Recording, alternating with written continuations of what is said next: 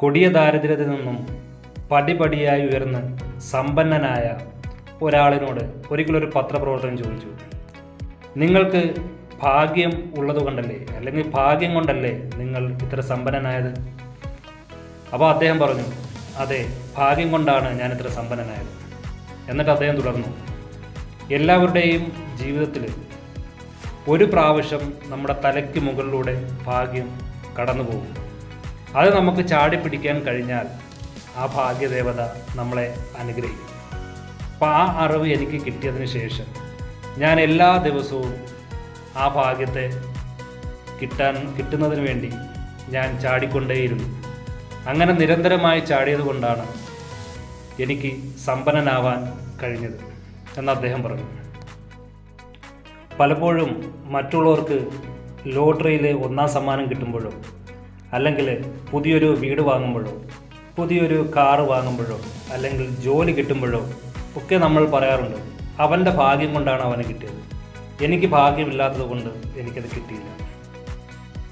നമ്മൾ പലപ്പോഴും ഭാഗ്യം എന്ന് പറയുന്ന ഈ കാര്യങ്ങൾ നമ്മളൊന്ന് പരിശോധിക്കുകയാണെങ്കിൽ അതിൽ നിരന്തരമായ പരിശ്രമത്തിൻ്റെ ഒരു ഘടകം അടങ്ങിയിരിക്കുന്നു. ലോട്ടറിയിൽ 1-ാം സമ്മാനം നേടുന്ന ഒരാൾ നമ്മൾ നോക്കുകയാണെങ്കിൽ 10 വർഷമായി അല്ലെങ്കിൽ 15 വർഷമായി നിരന്തരമായി ടിക്കറ്റ് എടുക്കുന്ന ഒരാളായിരിക്കും. നിരന്തരമായി ആ ഭാഗ്യം അദ്ദേഹം പരീക്ഷിച്ചുകൊണ്ട് അതിനുവേണ്ടി പരിശ്രമിച്ചുകൊണ്ടാണ് ആ ഒരു 1-ാം സമ്മാനം നേടുന്നത്. അതൊന്നും മറ്റുള്ളവർ കാണുന്നില്ല. ഒരാൾ ഒരു ജോലി അദ്ദേഹത്തിന് കിട്ടുന്നത് നിരന്തരമായിട്ടുള്ള പരിശ്രമത്തിലൂടെയാണ്.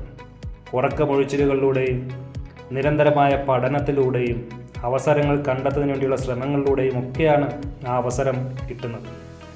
അപ്പോൾ അതുപോലെ തന്നെയാണ് നമ്മൾ വീട് വെക്കുന്ന കാര്യമാണെങ്കിലും വാഹനം വാങ്ങുന്ന കാര്യങ്ങളാണെങ്കിലും നമ്മളത് റിസൾട്ട് കാണുമ്പോൾ മാത്രമാണ് നമ്മളത് അറിയുന്നത്. അതിനുവേണ്ടി അത് ആഗ്രഹിക്കുന്ന ആൾക്കാരുടെ പരിശ്രമങ്ങൾ പലപ്പോഴും നമ്മൾ കാണാറില്ല.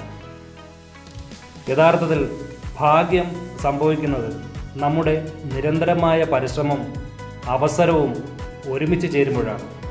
പരിശ്രമമില്ലാതെ അവസരത്തെ നമുക്കൊരിക്കലും തേടിപ്പിടിക്കാൻ പറ്റില്ല.